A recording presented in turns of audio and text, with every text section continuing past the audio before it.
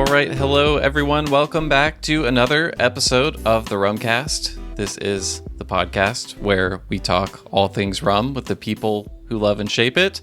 I'm Will Hookinga, and as always, joining me, looking fresh-faced and well-traveled after going across Europe, is my co-host down in Miami, John Gulla. John, I haven't heard much about your trip, but I know it was a big one. I know you saw a lot. I'm assuming that you drank, I won't say a lot, but a responsible amount. I know you were traveling with your family out there. Yeah. This wasn't a big, booze fest or anything, but tell me, what was it like? Tell us about your trip.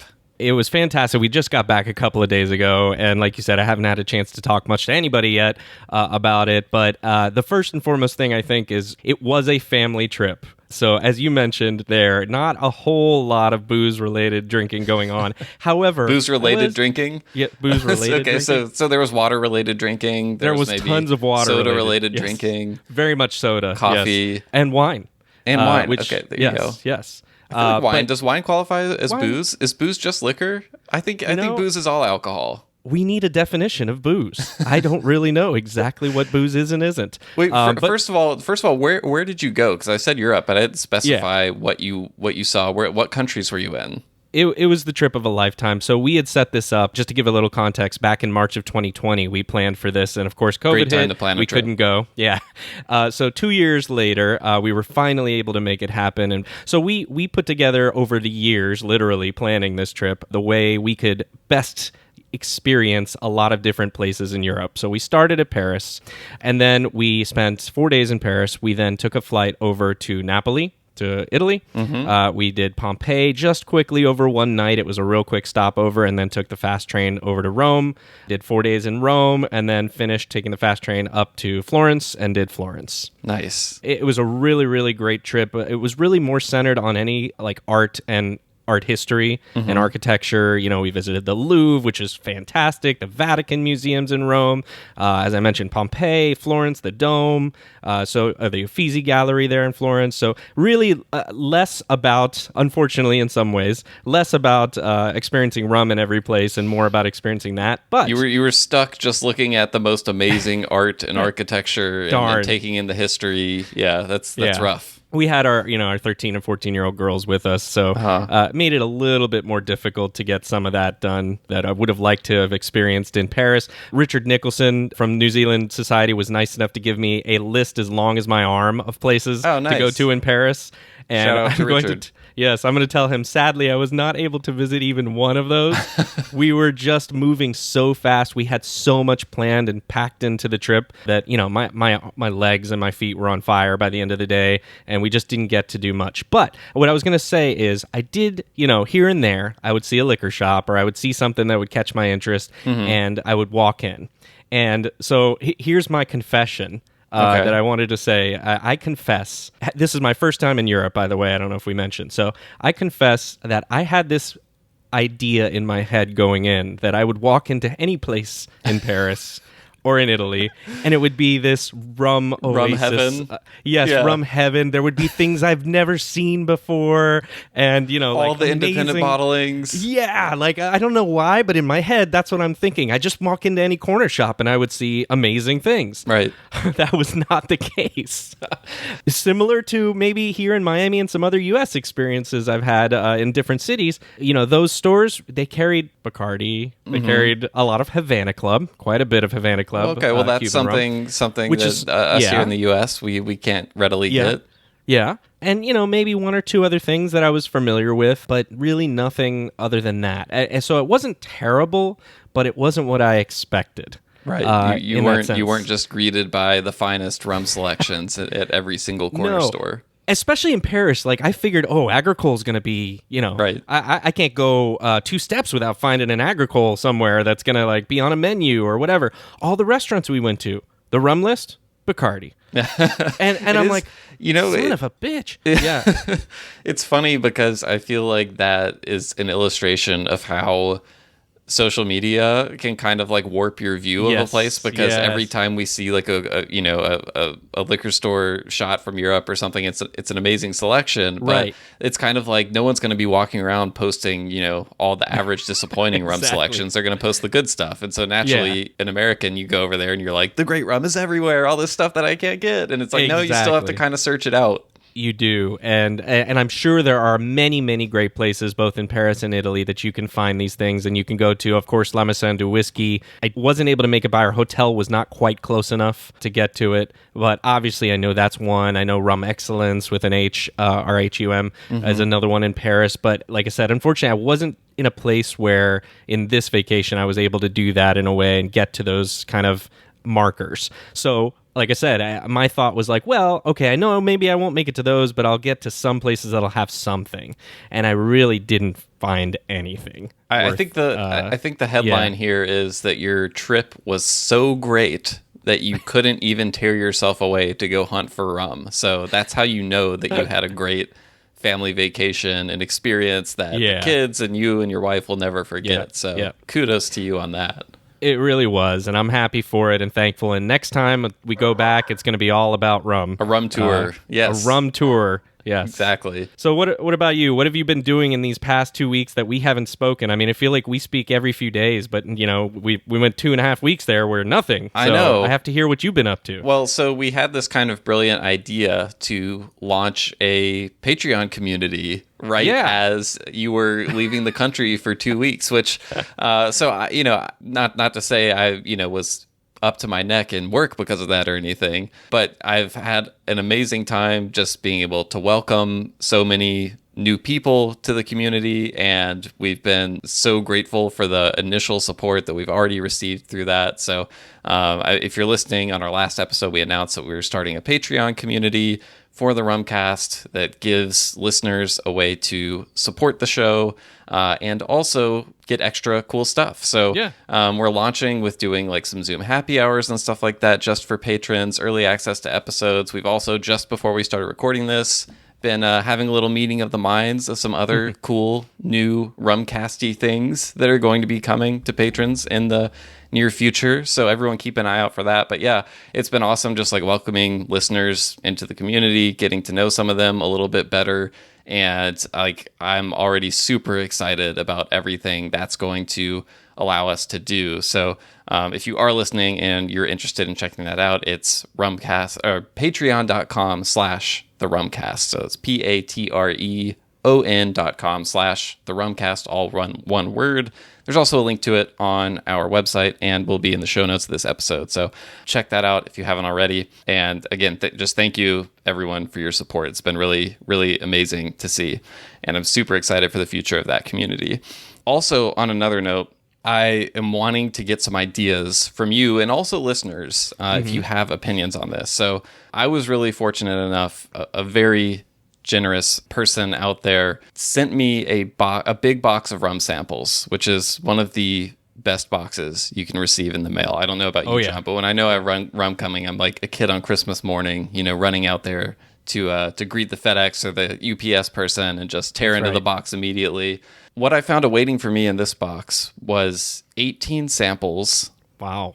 A sample from every Foursquare Exceptional Cask selection release. My gosh. Ever. So even going back all the way to the original ones, that were like 80 proof, the original Zen cask and stuff like all the port cask, like all those first. Even the 1998 one? Was that the first one? I think so. I'll have to go back and double check. Goodness. Whatever the first one was, like the first one is in there. It's all the ECS releases. That's incredible. Yeah. So there's a number of ways that I could approach this. I could just go one by one, like year by year, chronologically over the course of a few different tasting sessions. I could also kind of group them according to different cask finishes, just kind of mix and match. It kind of like I feel like there may be some logical groupings of different things. Like maybe I want to have a couple of sherry casks together to be able to compare the differences in those. Maybe I want a couple of port casks together. Maybe I want some that are just the vintages to compare against each other. Yeah. And then another, I won't say a crazy idea, but an interesting idea was, should I have a control rum for every tasting session? Like, should I go and pick up a bottle of the latest vintage release and just have that to taste alongside every group? So there's always a control, a common comparison point, so to speak. Right. And then, John, I have an idea that I do think is a little crazy, and I want to do it so badly, but at the same time, I don't want to do it because it would kind of destroy the experience in some way. Okay. So there's 18 of these bottles. Okay, yeah. And there's an ounce and a half in each of them, which adds up to just a little bit over 750 milliliters. Do you see where I'm going with this? Yes and no.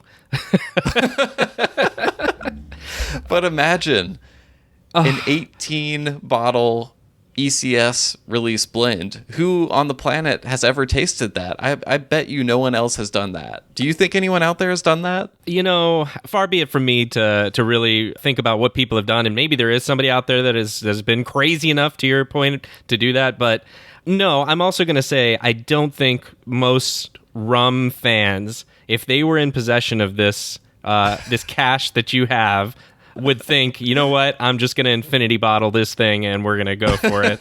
Well, infinity bottle is a very crude way of describing the experience that I have just put out there. I mean, this is a once-in-a-lifetime opportunity to see what happens when you take 18 exceptional cask releases and blend them all together. I mean, what do you get? You remember when we were talking with Mitch Wilson from Black Tot, how he was talking about the idea of super blends? Yeah. I feel like calling this a super blend is better than infinity bottle. You know, I agree. I'll give you that. I think the term makes sense there. I still think you're incredibly crazy to do that. But I grant you the point. I do grant you the point that, hey, there is a special experience that could be had there. But is it more special than the experience and the pleasure you could get from trying them by themselves and one at a time in any one of the orders, really, that you just mentioned? That's the point I keep coming back to. Yeah. Is I think that the experience of being able to compare in different ways is more valuable and probably more memorable, more instructive, more interesting than just putting them all in one big blend. I feel like if I was trying to create the most viral content imaginable, like, you know, when you see those YouTube videos and the thumbnail is someone with like their mouth open, like, what's going on? And there's like some big headline like, I blended 18 Foursquare rums. What? You know, that kind of thing.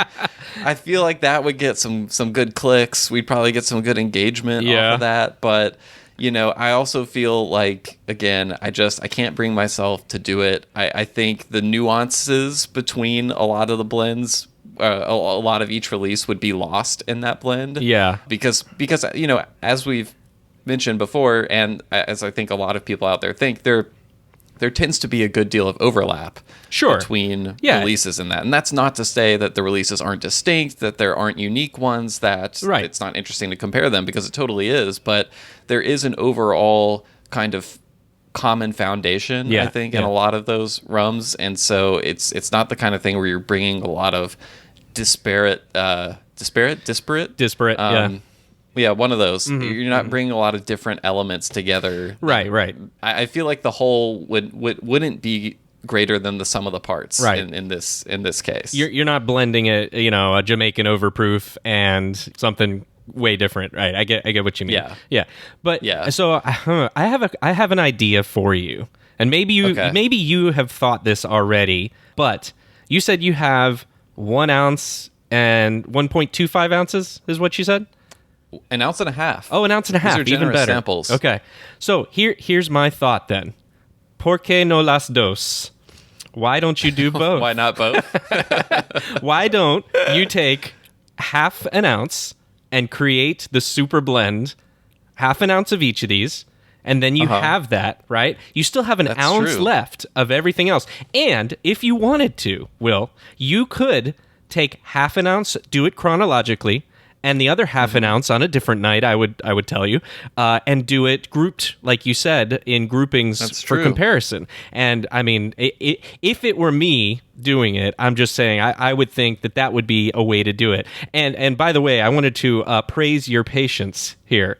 Yeah, I've just been staring at this box. Yeah, to have those it's just and not right, and not dig into them. Just lying on a chair open in the hallway downstairs. Oh my gosh, yeah.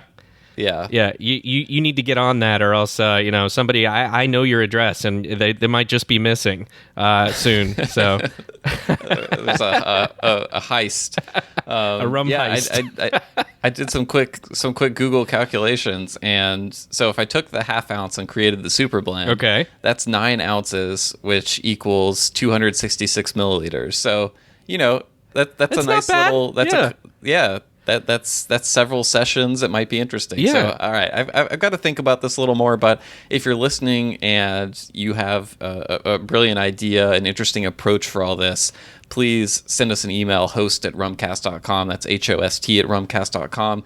Let us know, or just leave a comment on social media. We'll see it. It'll get to us somehow. So. Anyway, I'll report back with whatever ends up happening. But all that to say, we have an excellent interview to get to on this episode.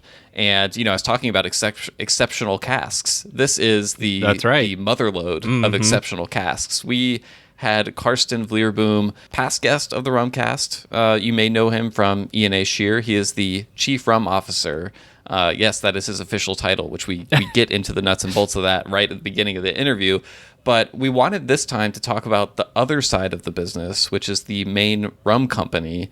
And so E&A Scheer is kind of like the big blending house, essentially, while Main Rum, their focus is on individual casks, many of which are rare or very old.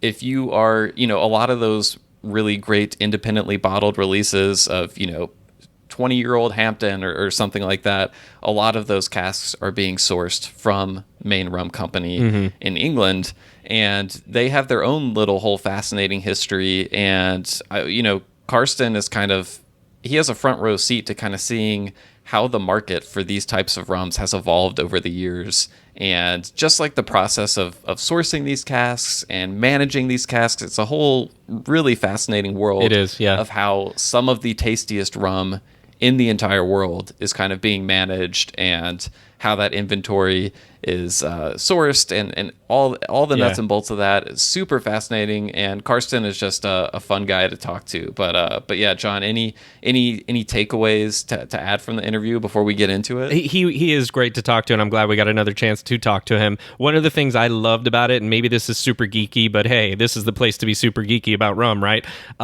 It is the I don't know if you'd call it logistics really, but like how they manage those barrels and how they age over time. And then he gave us a lot of information on what happens if they start to age out or get, all of that I thought was just so fascinating. And like if I were handed the keys to like this warehouse, like, oh my gosh, how would I even start to approach this in a way that makes sense? I think you'd start to approach it by drinking it. I think you're right. I think that would be the first thing, and I would probably want to experience everything like you said, but in ways of figuring out how do I then make this make sense to rum aficionados as well. Right. So there's this really interesting kind of dance that we got into, and it's just like, how do you know when is the right time to sell something? Yes. Because like none of these things are static objects. They're dynamic. They're always changing. Right. And rum there can be a point where it peaks, and after that and of course taste is subjective, but stuff becomes more valuable as it ages, but you can reach a point where there's too much age on something. So like, how do you know when to sell something, and how do you know if someone wants to buy something and you'd be like, no, you can't buy it yet because it's going to get better, Where do you start leading somebody that wants to buy some rum even, and you have that much of it? Exactly. Yeah. So super fun conversation. I'm really excited for people to hear it, and let's just bring on Karsten.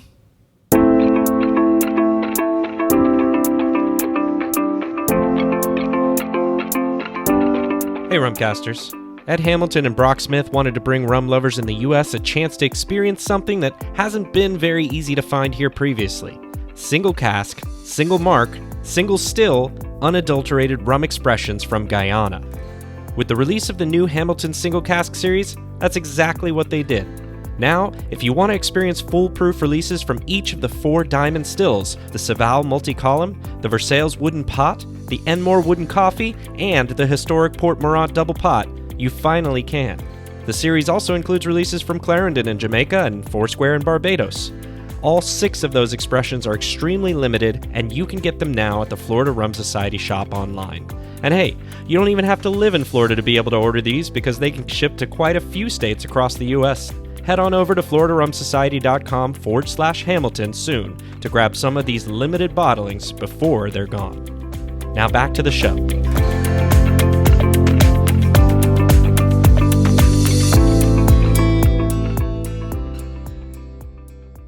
All right, so we are here with Karsten Vlierboom. Karsten, are you CEO or is it Chief Rum Officer? Because I always double check people's titles before I hop on here, and I was pretty sure it was CEO, but on your LinkedIn profile it said Chief Rum Officer, which I thought was even cooler. So I don't know which one you prefer to go by.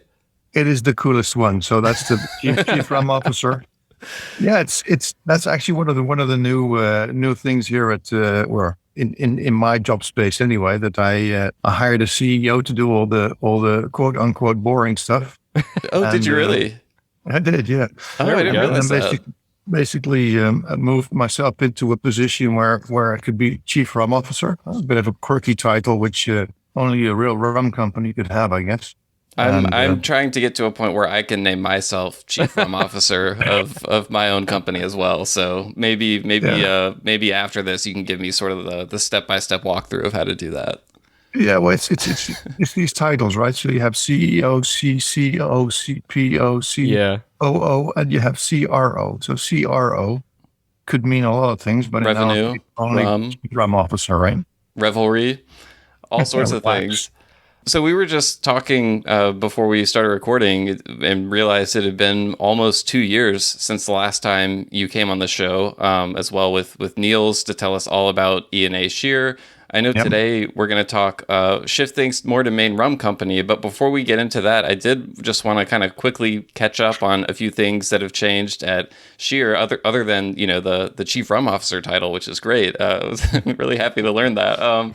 But I also saw that y'all opened a new office, I think, at the end of 2021. And I saw a picture of it in an email that went out, and it looked like a really cool building. I think it mentioned that you have like a rum blending experience center, and it sounded really interesting. So I'd love to hear just about, the new office and anything new or kind of different it's allowed you to do. Well, it's that. So it's my job title, which is the major difference, obviously. Yes, of course. And the new office, So the new office, basically, we're a company's growing. We have a lot of people. We had a very small and quaint and quirky office in the Amsterdam city center, which has a lot of museum value, but there's not enough space for all those people. Right. So we need to figure out what to do, and then we basically talk to the landlord. He said, "Well, I'll put up a building if you pay a bit more rent." And then in the end, you have to design new offices. And we thought, we could try and replicate something which is centuries old in like the Amsterdam Canal House, but that's never going to work because it's never going to be authentic. So we went radically different and made something quite modern with concrete and steel and wood, and made enough space. And I always wanted 5-meter high windows, so we achieved that as well, just with a view over the harbor. I was going to say, it looked like a lot of windows in the picture that went out. It is actually something quite different. And so what we did is created like a space where we have the world of our clients. So they have like a bar with loads and loads of different rums. Oh, that's cool. And opposite that, we have our world, which is all the components which we use to put those rums together. And then we have the view over the harbor, so it's symbolically where the rum come in. A lot of sort of references to the past, quite a bit of sustainability put into the building, obviously, because it's very modern and it's quite energy efficient and very, very good for the people, and really stepped it up a few centuries, I would say, compared to the last office building. How old is the previous office building? Yeah, it's about, I guess 250, 300 years old, Wow. something like Oh, that. is that all? Oh, just practically brand new. It's funny because I feel like in Europe that's more of like a normal age for a building, I whereas assume, here yeah. in the U.S. that's like almost Yeah. as old as it gets in a lot of places. Something's 50 years old here gets torn down. It's like, oh my God, that's done. Exactly. Yeah. Yeah. No, they were built sturdy, but not very practical. And you can imagine in a city center, it's nice and there's a lot of lively things around, and but that means a lot of tourists as well. And for the people working there, it's less efficient. Let's put it that way. Is anyone able to come and visit now? I was going to ask the same thing. Yeah. Purely out of self-interest. Sorry. Well, we're not like open for visitors in any way or form, but we do get a lot of clients and rum enthusiasts and people coming by. Slowly starting, obviously, while COVID is disappearing. But more and more people coming by and doing a bit of blending on the spot with us, or just showing what they want. Or there's a lot of activity there. Pretty cool. So shifting over to our main topic of conversation today. Nice. I know you like that one, Will. Yeah, good one. Nice bridge. Very clever. Thank you. We spoke a lot, Karsten, with you last time on Scheer and the history of that company, and now we recall back in 2001 there was the merge with Main Rum Company. So I guess the first kind of maybe good starting place is, what can you tell us were the biggest differences between Main Rum Company then in 2001 versus 2022? Well, there's a 20-year gap, obviously, and in those 20 years, things have changed. Yes. When we merged or took over the Main Rum Company, their activities were basically selling bulk rum in UK, and they had a bit of cask on the side, where Ben Cross, who had founded the company, had always kept a bit of old Guyana rums, which he previously was doing the transport for Demerara distillers, and he built up quite a collection. And over the 20 years since then, we've continued building the collection, and we've also concentrated the Main Rum Company activities more on just rare and old and aged rum in casks. Got it. So these days, if you come to us, it's more like a group where, let's hear you buy the bulk rum, the blends, right? And at the Main Rum Company, you will buy anything in cask, single origin, single, whatever. But it's in a cask.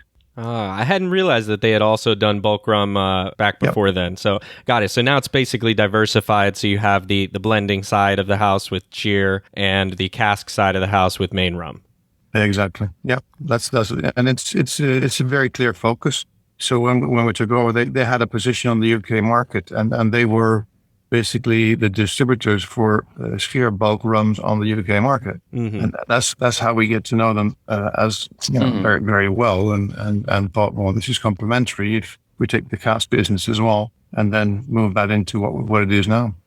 One thing I was curious about is just, obviously there's been a increasingly large emphasis on quote unquote premium rums, more expensive rums, rare rums.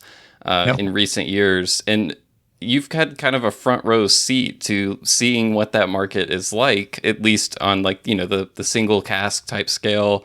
And I'm just interested in how has your clientele evolved in recent years? Have you noticed any major differences in the types of customers who buy from you, or perhaps an increase of a certain type of customer? What does that person usually look like? Yeah, so at the Main Rum Company, really what we see is more and more of the independent rum bottlers, IBs you would call them, independent bottlers.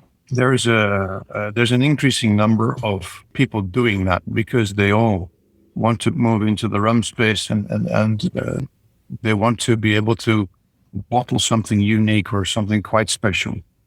And it's very difficult to find these things unless you go to the Main Rum Company, obviously, where we have a deep and wide collection of casks. Yeah. What you see is a lot of companies who are active in the whiskey industry, who were used to doing this type of activity, who now expand into rum.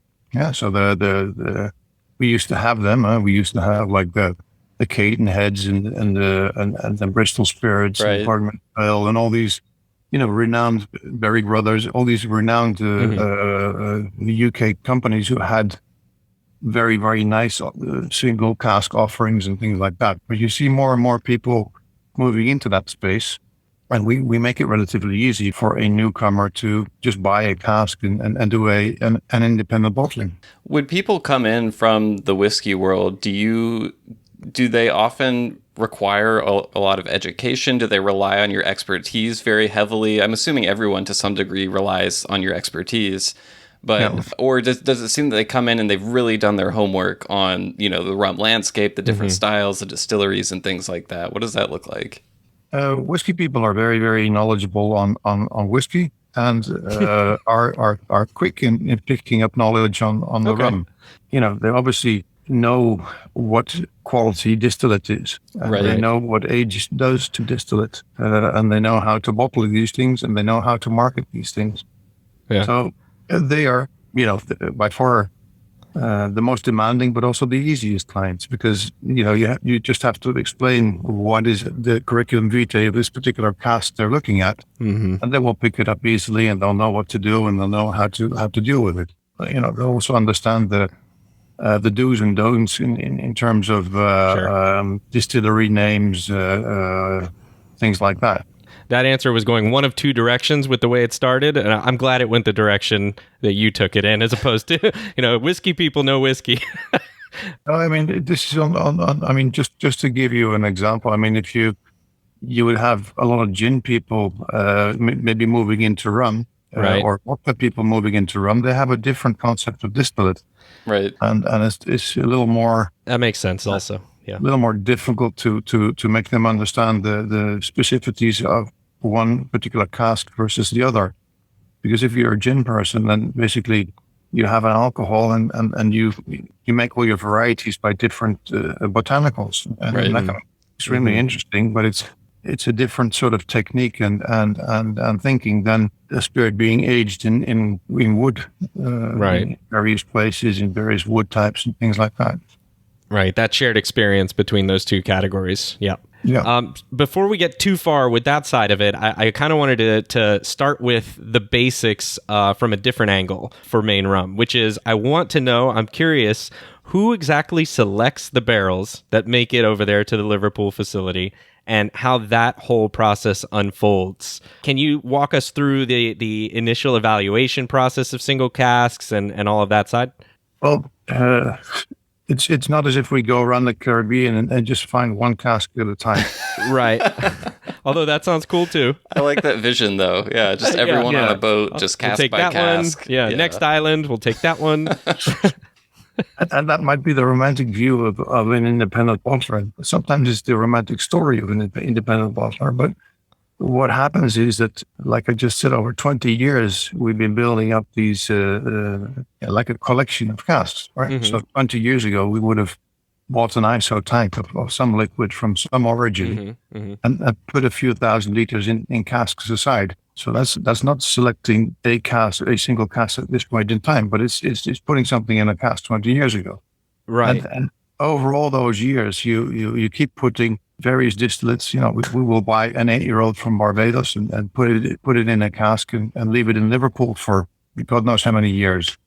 And so then this cask it's had its 8 years in Barbados, and then it develops a little differently in Liverpool, but it develops a story, and it's those stories which are being sold. It sounds like there's multiple ways to go about this, in the sense that you could essentially buy, large quantities of rum, not in casks, and put it into casks once it gets to Liverpool, or you can buy rum that is already aged a bit at origin and is in casks, and you can bring those there for further aging. So do you continue to kind of do both of those at this stage of Main Rum, or is it just one way now? No, it's very much so. We still do that because we can't just keep selling stuff now and not having anything in 10 years. So it's very much still the case. It's more of a inventory portfolio management game on that side. then I select this particular cask and put it down, and then it's ready for sale. What is interesting, obviously, is when is a cask ready for sale? That is, yeah. I know we were going to get into that. Yeah. Yeah, and that selection process is obviously where we know what we have, and we evaluate those casks on a regular basis, and it would be annually, biannually in some cases, and in some cases where this has been developing over a while. You do it maybe a little more often. And then the guys at Main Rum itself, so we have two Ians there, called Ian Hoyles and Ian Smith. Mm-hmm. They are the specialists. They're the specialists about the story of a cask, and they know when it's quote unquote ready to be offered out. I see. So they're the curators in a way. Curators, yeah. And then ultimately, so the one who selects the cask from a list is the one who selects a single cask to be bought, right? Which is a client. When you're purchasing casks from a distillery, do you already essentially have a set idea of what type of cask you want to buy and when? Kind of like you were saying, like managing inventory, or are you also kind of evaluating them before purchasing them? Maybe not on like a cask by cask level, but I'm just kind of interested in like, how do you assess, factors like quality, uniqueness, availability? Like, how do you look at that? Or are you at a point of maturity now as a company where you essentially know everything that's out there, know what you want, and like, okay, it's March of 2022. That means we need to go buy more of, X, Y, and Z rums right now. Yeah, it's not as if you can just go out there and buy whatever you want. Right. So I cannot go out and buy, let's say, an 8-year-old St. Lucia rum for several reasons. Because St. Lucia right now is not selling any bulk rum to other people. Right. But in the past, we bought St. Lucia rums. So if I just look at my portfolio of St. Lucia rums, there's going to be a hole there. So I'd like to plug that, but I can't. So we look at different origins. We look at the different ages. We look at the different age levels, just like a portfolio game. Right. And then you try and either plug it with inventory, which we have in Amsterdam, because we have enormous amounts of aged rum in Amsterdam as well. Or we go out and talk to the distilleries and see if they have some surplus to offer, and try and collect as much as we can. This is a super geeky question, but in terms of, you mentioned a portfolio, how does that portfolio get produced? In other words, are you using an online system to do that? Is it a proprietary system you've developed? Are you still handwriting notes to each other and figuring it out as you go? Or how does that work? And then also, when you get a chance to follow up, of how do you then translate to how things are stored in Main Rum? Because I assume that's also part of the challenge. There's a lot of handwritten notes, but there's also an extensive ERP system, inventory system. Basically, you can't just do this on handwritten notes and think, oh, I might have a cask of this there somewhere, because it's all in a customs warehouse, right? So the customs warehouse, the customs office always want to know exactly what's where. So you have very, very good inventory notes, and they're all in ERP systems these days, obviously. So the whole notion of a forgotten cask is something very strange to us.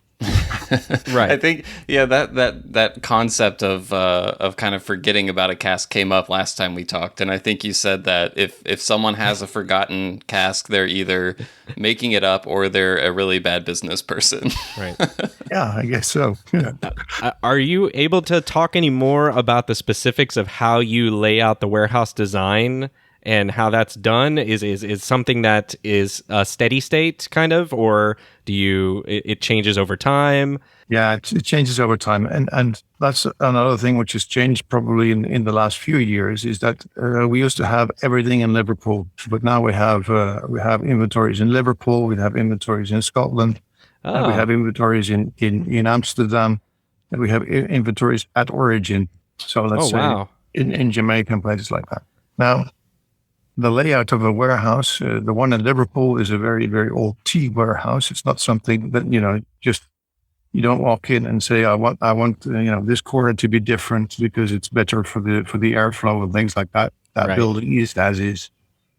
In Amsterdam, the situation is slightly different. It's a modern warehouse, but there, the whole building condition is is created out of let's say safety reasons, because you're storing alcohol at a certain percentage and all that. So it's dangerous goods management almost. Right. So there's nothing romantic about that. But we went to a very nice building with the terracotta tiles on the roof, things like that. No, it's just has to be as safe as possible. In Scotland, again, it's quite different, because in Scotland it's warehouses which have either been made to store whiskey or Scotch, and they now hold rum as well. So the planning is not about how do I put casks so they age in a certain way. The planning is more of this: where do I put my collection so it's more convenient either for transport or for keeping. Right, interesting. Okay. Enter Brexit. So what happens? Yes. We brought some of the inventory from Liverpool to Amsterdam, because we have European clients who don't want to, wait for months for the products, although they have to sometimes now, because it still is quite different. So the distribution and organization of casks among those warehouses is more a logistical question, as opposed to, I was going to ask, because we hear this dichotomy sometimes of tropical aging, continental aging, and we got into that a little bit last time on why you prefer saying aged at origin, because sometimes you can have something in a climate that maybe isn't associated as tropical, but has many of those qualities. And there's variation even between tropical climates. And I would imagine there's variation between the climate in Liverpool versus the climate in Scotland. Probably similar, but I would imagine some variations. So I wasn't sure if you ever kind of assess, well, we know these types of barrels age a little differently in our Scotland warehouse, so we like to send them there, versus Liverpool. But it sounds like it's more just kind of logistics that take priority. Yeah, and you take it into account. But if you are aging to get to a certain profile, then these things are very important, because if you're aging to get to a certain profile and you want it to age really fast or intense or things like that, then you will find that spot in your warehouse where the sun is going to shine a bit more than in the other spot in the warehouse. But we are not aging per se to reach a certain profile, but we are keeping that distance until it's rare enough to be selected by somebody who likes that. So I want to talk a little bit more about that now, because I think that's a really interesting challenge. And when we talked last time, you had this comparison of Main Rum Company almost being like an antique store, where sometimes you'll hang on to inventory longer because the value is going to increase. But at the same time, we've talked a lot on this show about how quality of spirit isn't necessarily just a linear growth chart with age. A cask, and it's all subjective to a degree, but a cask doesn't necessarily just at 100 years it's going to be even better or something like that. You lose rum, it can become too intense, it can take on too much from the barrel. So how do you mentioned a little bit, like you're doing some assessments regularly, tasting and things like that, but when do you know the time is just right to sell a particular barrel or group of barrels? And do you have people who have seen casks and are like, I know you're not going to sell it to me yet, but in 5 years I really want it? Like, what does that put their name on it? Yeah. Is there like a wait list or something for certain casks? Well, it's funny you say that about a waiting list. It's something we're thinking about now, because there is, through visits and rumors and things, people know we have certain casks, and they're knocking on our door on a regular basis. They want that particular cask, etc. So we might put that on a waiting list, or we earmark it for certain buyers who have been very loyal in the past or something like that. But yeah, when is a cask ready to be sold? It's actually, when does somebody want to buy a cask? Yeah, the sort of comparison with the antique store is still very valid, because there you have a collection of antiques, and you might have a few Louis XVI tables or so, or something like that. But at some point you just might have just one, and are we going to hold on? If you have two, you might want to sell one and hold on to the other one until another point in time. Yeah, and it's difficult to assess when to sell that last table, right? It's the same. Very difficult to assess when to sell the last cask of a certain Like the last Coroni cask or something like that, because you're not going to get another one. Coroni is a nice example where obviously there is inventory, but we're holding on to it as long as we can, and but we will sell one every now and then, but not too many. And there is the other side of it where it becomes over woody or it becomes the quality drops off. That is definitely a risk. So this is something. So we need to keep on looking at those casks. Is it still of a quality to be sold? Because once it's over a certain point, what can you do with it? Then if you sell it, it's just for the name, and it's not because it's actually drinkable. Good. Yeah. Mm-hmm. Right.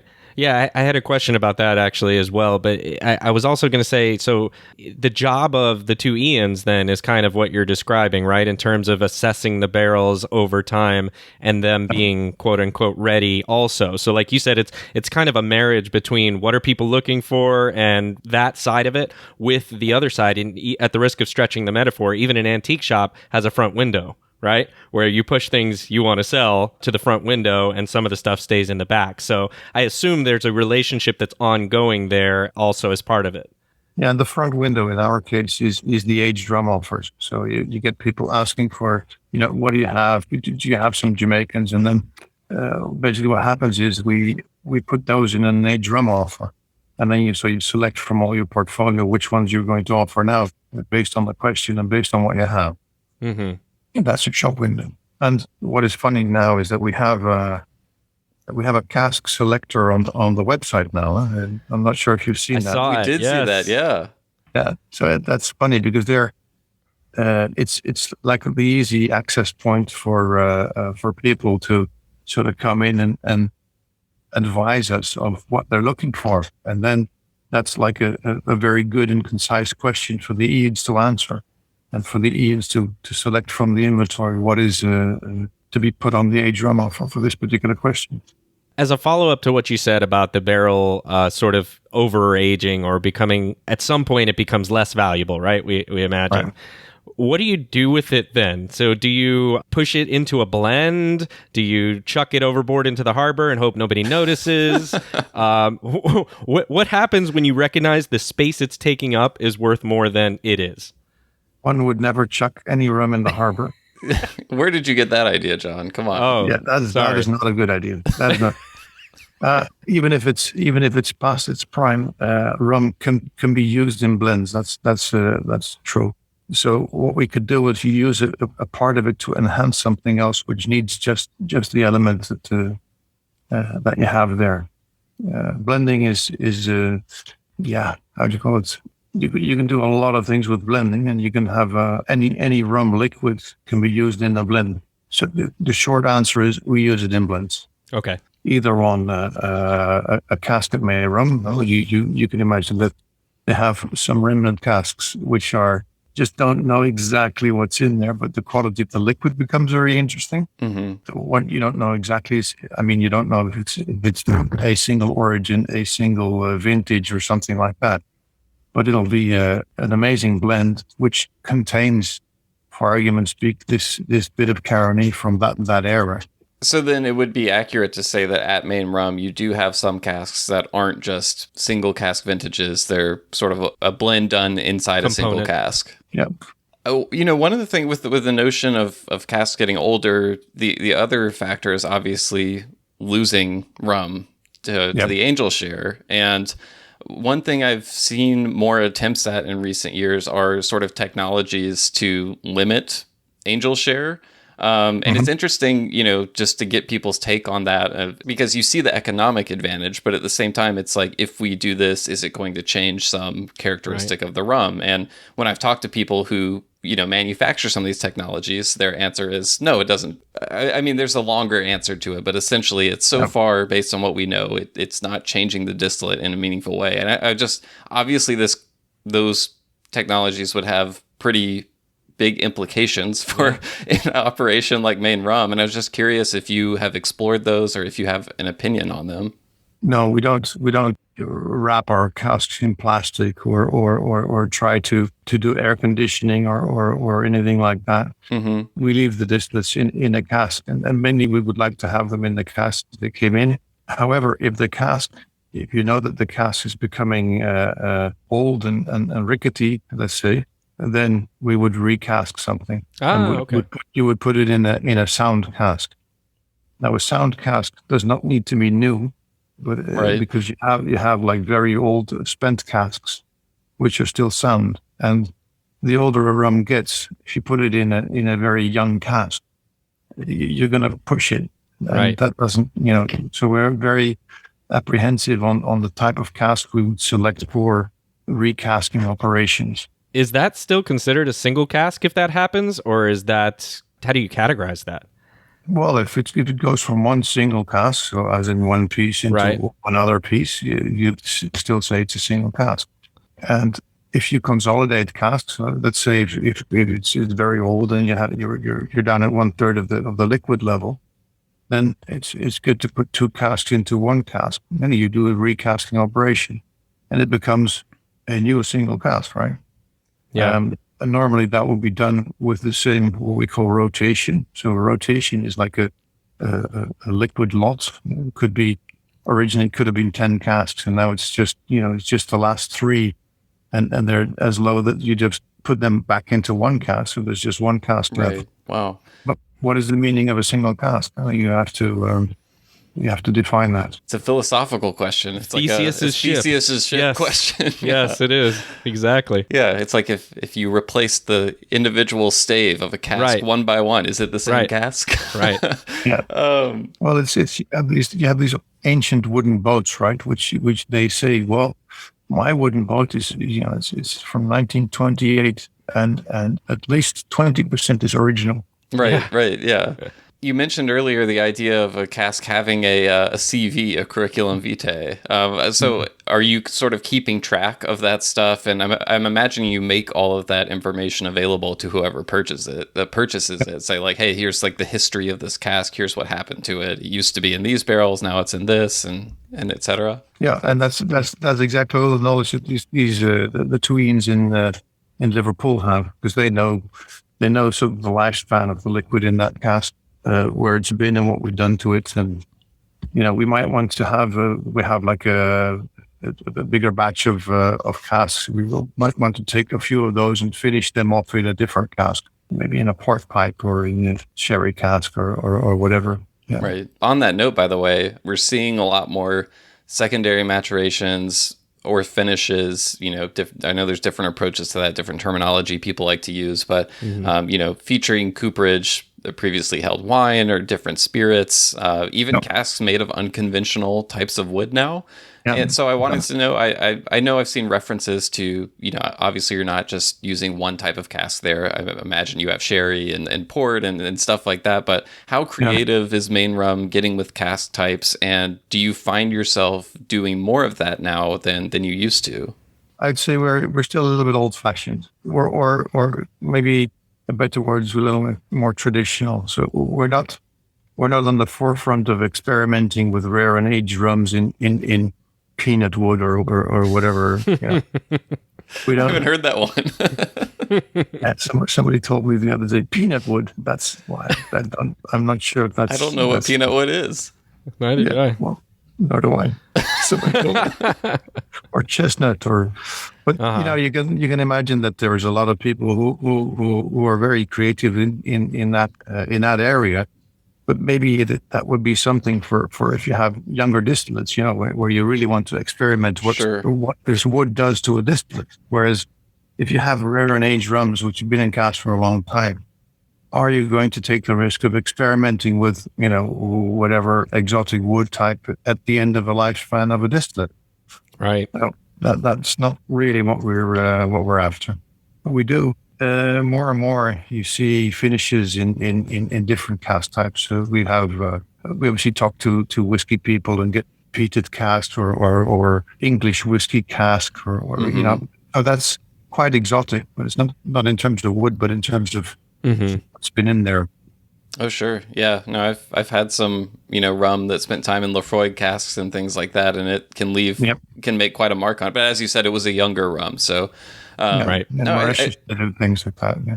I think that approach, that as you were saying, a more traditional approach kind of makes sense when dealing with stuff that's as rare as you have, because it's almost like you want to preserve that rum like as it is, and allow your buyers to, if they want to take that and do something with it, they can. But you're kind of a steward of that distillate and preserving it almost. So that's interesting. Yeah, and on the Scheer side, so we do see, obviously we sell rums to people who then do all sorts of experiments with further aging in be it in Scandinavia somewhere or wherever they're going to, on the bottom of a sea. Yeah, they can do all sorts of stuff.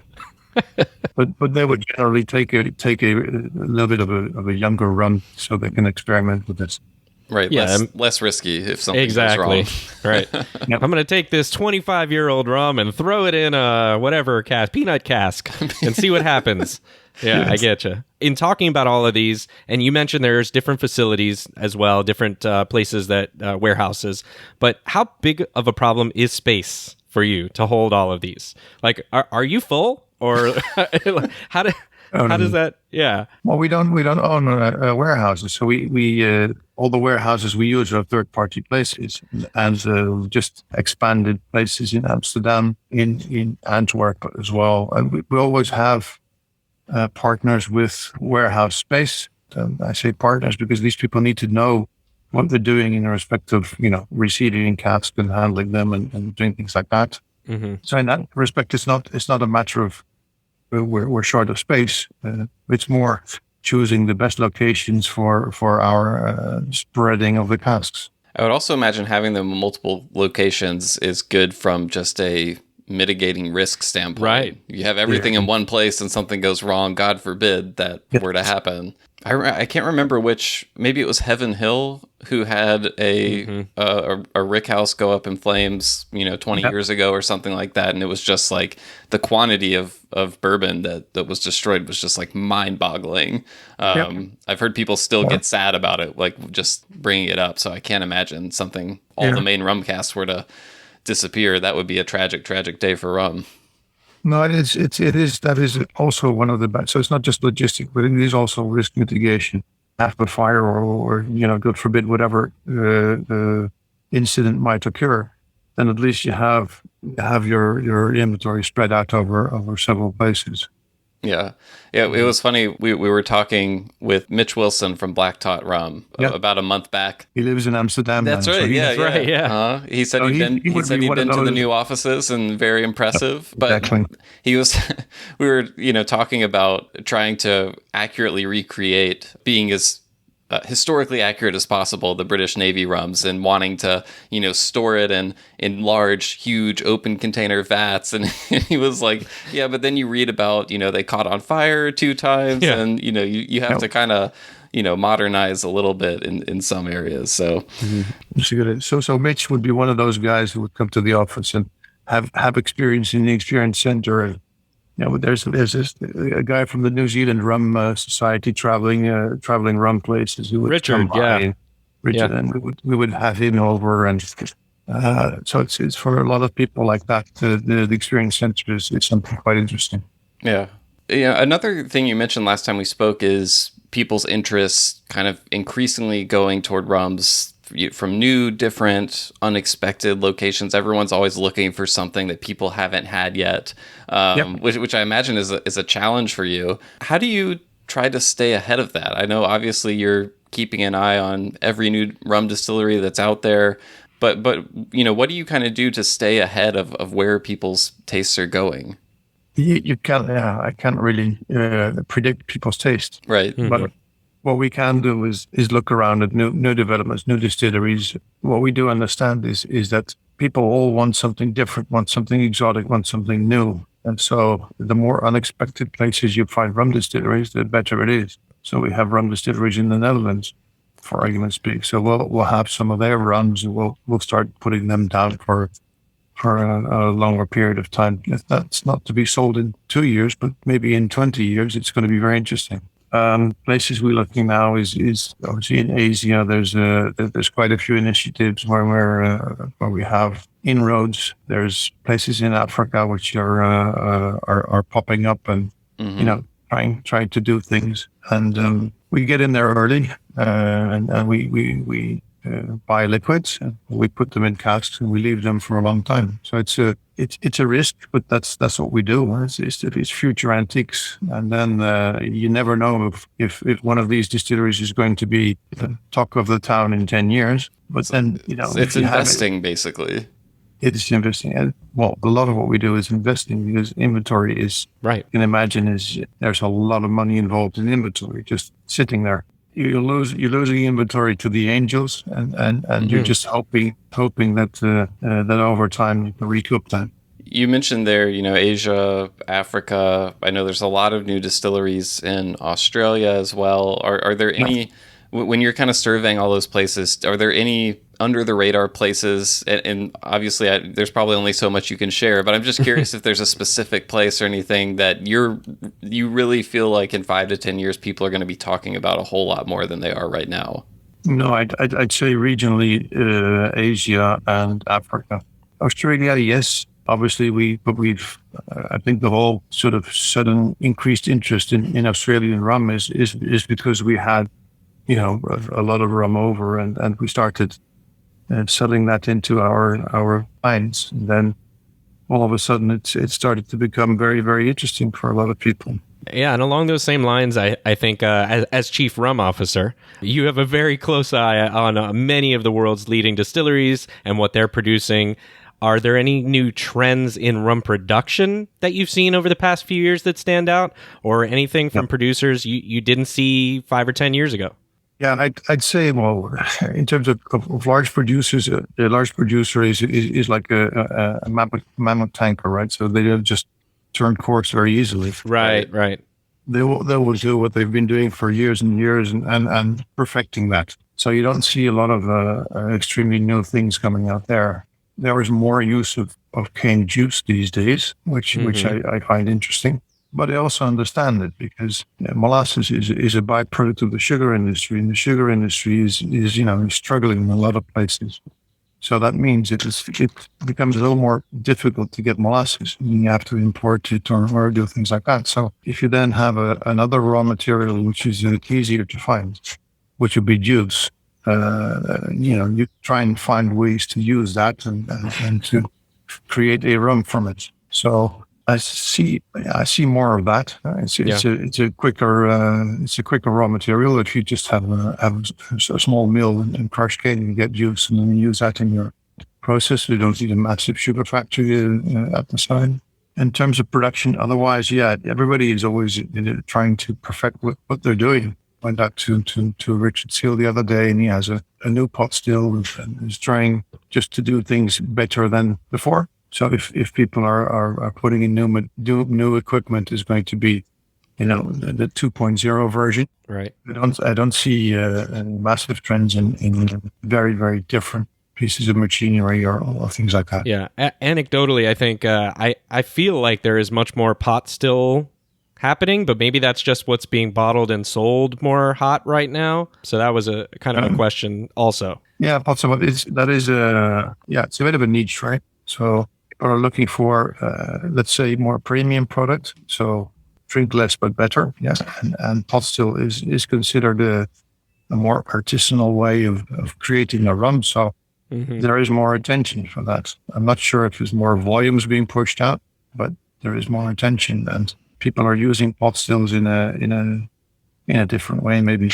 Yeah, one example I can think of is like Bourbon Court. They're bringing back pot stills for the first time since I think since before the 90s maybe is when they switched to all the way column, but they have that history of using pot stills a longer time ago, and they're kind of bringing that back. So I'm interested to kind of see what comes from them. I would imagine it's some pot still only releases, and maybe they'll have some that they blend in and stuff. But yeah, it's the same what you see in Venezuela. You have Santa Teresa.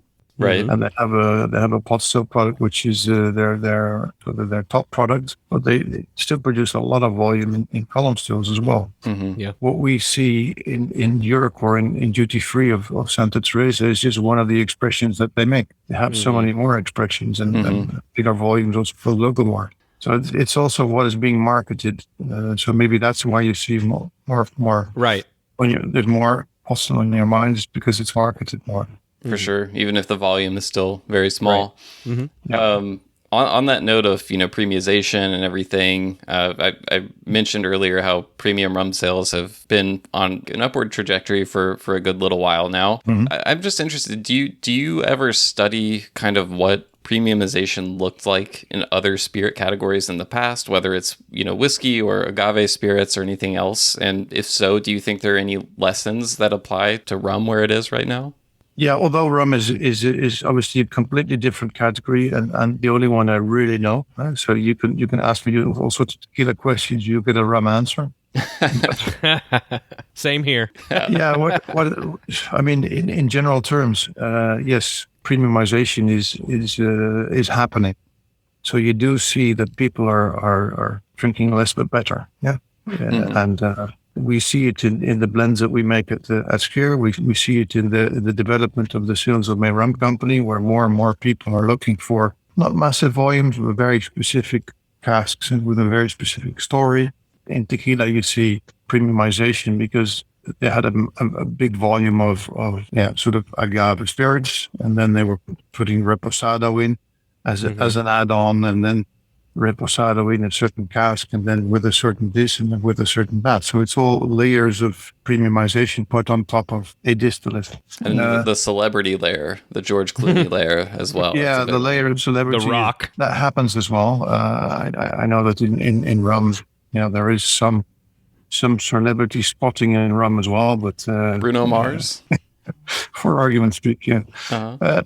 I think premiumization it goes in two directions. In vodka, you had the sort of filtering through whatever diamonds and stuff like that, right, to make it more premium. So it's layers of stories. In rum, the good thing about rum is that you have so many different styles and so many different origins and so many different rum types that premium is basically the amount of thought you put into a product, be it a blend or be it the selection of a cask or be it the selection of a certain origin with maybe some sustainability angles or things like that. Just thinking of that specific expression makes it premium. Wow, I never even thought about that in terms of how premiumization is even conceptually defined, because you're almost saying it's relative to the area and the zone in terms of the spirit itself, and then more of the premiumization, it comes into the story and the marketing and all of that stuff. You mentioned this earlier, and I wanted to get back to it, the cask selection tool that you have as part of the website. I did really find that interesting and fun, similar to what we did when we talked about the blend last time, and I went through that. I was hoping you could talk a little bit more about the intent of the tool and what it's doing, and then maybe a couple of quick questions in specific on some of the things I found on there. But if you can maybe introduce, so is this just essentially what you've been doing the whole time, and now you're giving it a process, a lead-in a way, or is there a different intention? No, it's very much it's what we found with the Scheer, with the blending tool. It helps people structure their thoughts about the question they're asking. So if somebody comes up to you and said, "Do you have rum?" The answer is yes. And then there's like a series of questions I need to ask back before I sort of figure out what I'm looking for. Yeah. So it's the same with the Main Rum Company, right? So if somebody phones you up and says, "Do you have any casks?" Yes, we do. Yes, we do. You've come to the right place. That's all right. We'll tick that one off. And then, are you looking for a certain origin? You looking for a certain age? So you always get a set of questions to narrow down the initial request. And based on that set of questions, we can then go to our inventory and say, okay, well, he said he liked this origin and that origin and this type of age and that type of age. So let's select these casks, put them on a list, send them over, and that's the way it works. Yeah. So basically, we call it efficiency, but it structures the questions to a level where we can answer it a little more quickly and concisely. Yeah. And then some of the fields are wide open fields. You can just, share whatever you want in there and say what you want. And then others you have to select. So there's one particular I wanted to ask about, because recently when Will and I did our kind of end of the year awards, we had thought about like aged, but we didn't want to just have one aged category because there's a lightly aged and then there's the longer aged. And I don't know about Will, but I agonized over trying to find the borderline of, was that 4 years, 5 years, and what is under lightly aged. But you have here, you have options. Do you have any age range in mind? You have 3 to 8, 9 to 14, 15 to 25, or other. And so I wanted to ask you, how did you come up with those, and are you satisfied with them? Well, it gives you an indication, right? So if somebody immediately goes to other, you understand it's a different type of question than if somebody goes to over 15s. You want to try and catch the question in a certain bucket, and then take it from there, because based on the cast selection, you do get a conversation. You do get a set of initial extra questions like, so that age, is that really important to you? Because you're asking for let's say you're very interested in Jamaica rum. You like Word du Park a lot, and you'd like it to be over 40 years old. That's a problem. Well, there's a problem. There's a disconnect there. So it helps in sort of structuring the question to something we can actually answer. There was one other question I wanted to ask you about on there, which is any particular story for the brand we need to take into account. Right. Can you give me a little clarity on what you're trying to suss out from that? Well, there is a lot of people who have a brand story, right? And they're just trying to link a premium cask on top of that.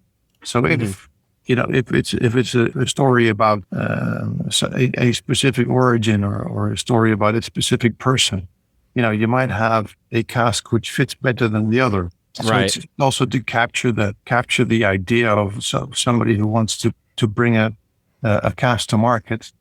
If it might be a range of casks which are all 3 to 5 year olds, and I see. then there would be something like I want to show the variety and origins of rum, or somebody else says I have a brand story where I'm showing different ages in one origin or something like that. So right. It gives you a lot of, it's one of those really undefined fields where somebody can jot down whatever thoughts they have. Right. It's kind of like, give us input. Like, what's your angle, basically, is where you're, That could be the question.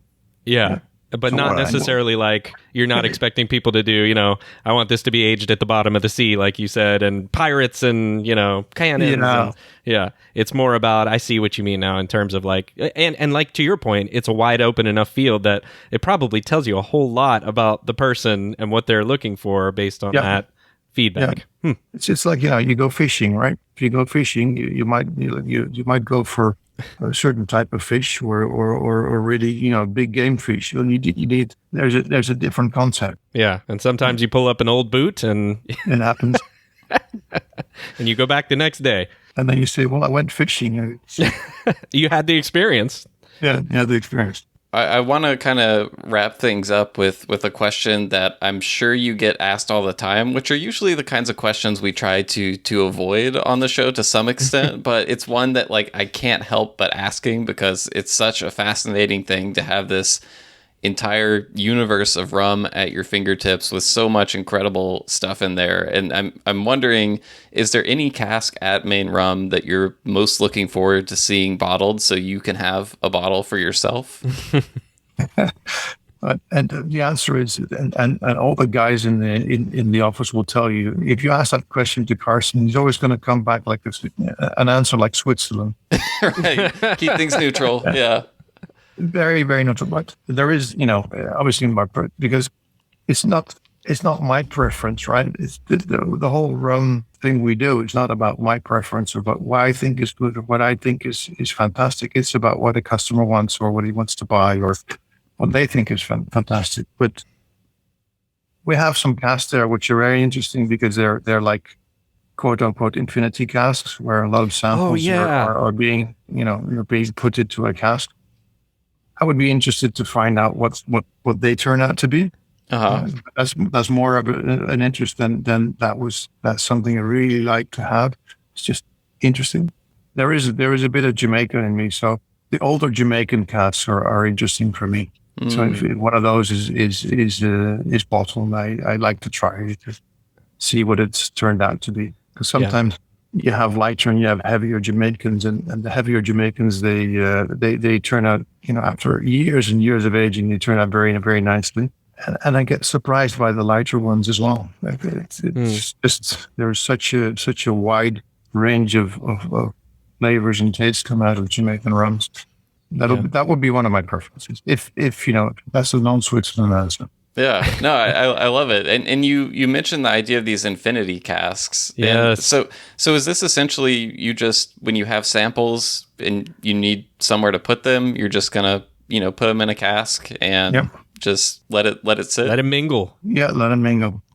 They originally started, and this is a true story, where Ben Cross said, when I'm going to be a very old man, at my wake, somebody is going to have to drink rum, right? Because I'm a rum person, so at my wake, people will be drinking rum.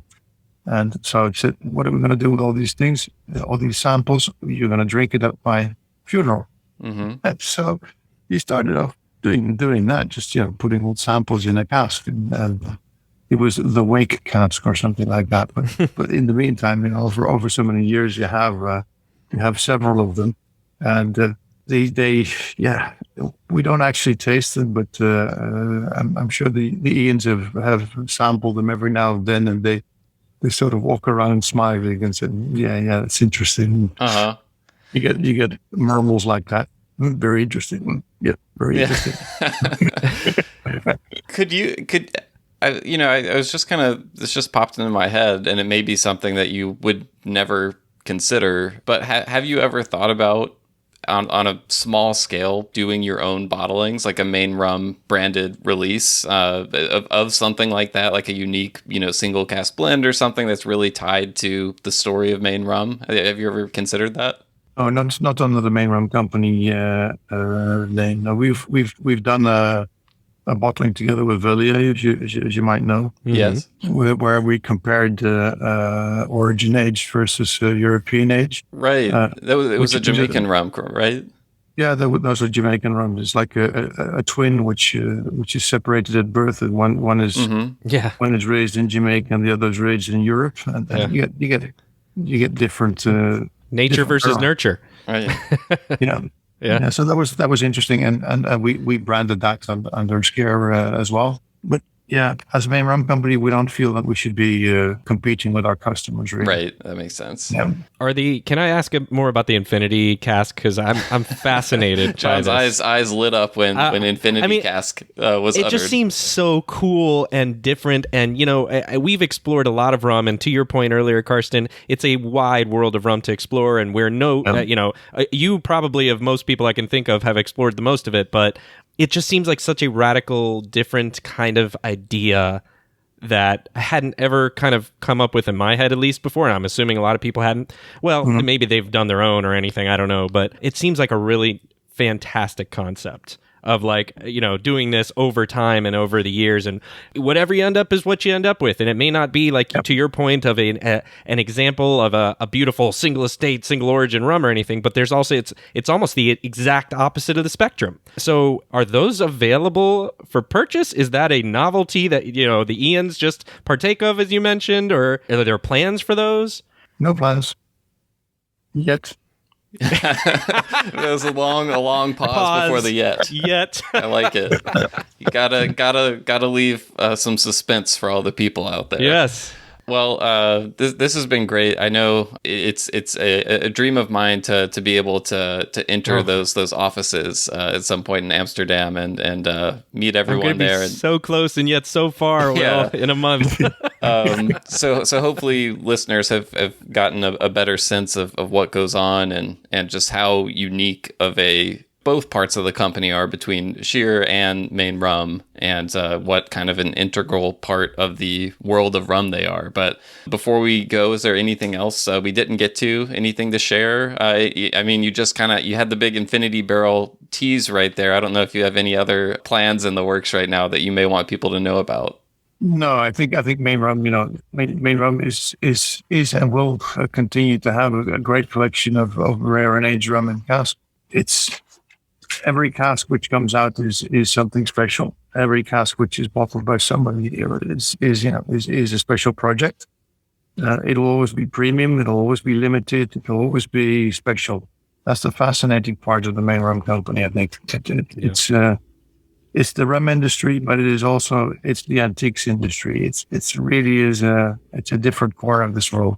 Well, there you have it, Chief Rum Officer Karsten Vlierboom. Thank you, two-time Rumcast veteran now. So thanks again for taking the time to come on and chat with us today.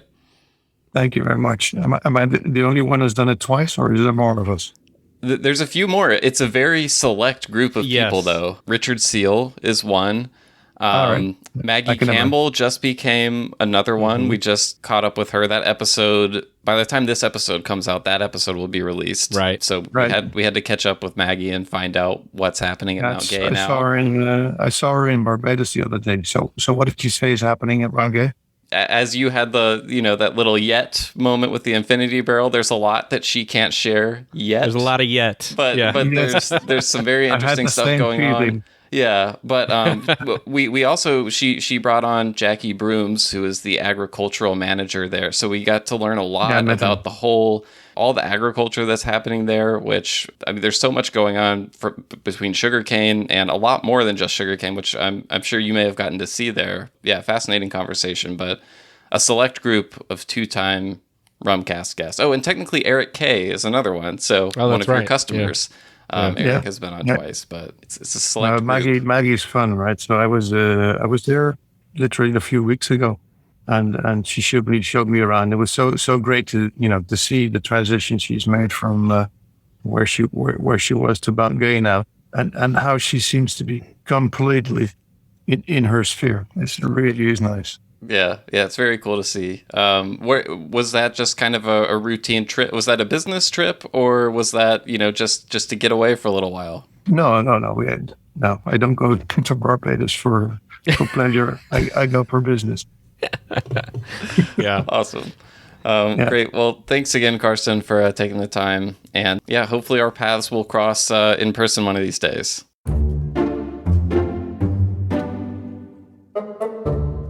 Okay, so that was our interview with Karsten Vlierboom of Main Rum Company and EA Scheer, and it was such a fascinating conversation with him, and thanks so much to Karsten for giving us all that information and for his time. If you like these type of conversations and you want to hear more, or maybe there was a question that maybe we didn't get to that you wish we would have asked Karsten, hit us up. Let us know on social media or wherever you can contact us, host@rumcast.com. If email is your preferred way to do it, that's host@rumcast.com. And we are on social media platforms everywhere, including YouTube now. I know you've been heavy into the YouTube arena. Also, don't forget, you can support the show now. That's right. That's patreon.com/therumcast, patreon.com/therumcast. You can support the show. You can get invites to our little Zoom happy hours. Shindigs. Shindigs. And you'll get access to some more stuff coming very soon that we'll be announcing in the coming weeks. So check that out. Let us know what you want to hear from us. Just say hello. We always love to hear from listeners. Yeah, and of course, thank you so much as always for listening. Thank you to you early adopters on Patreon as well. And we will see every one of you next time on the Rumcast.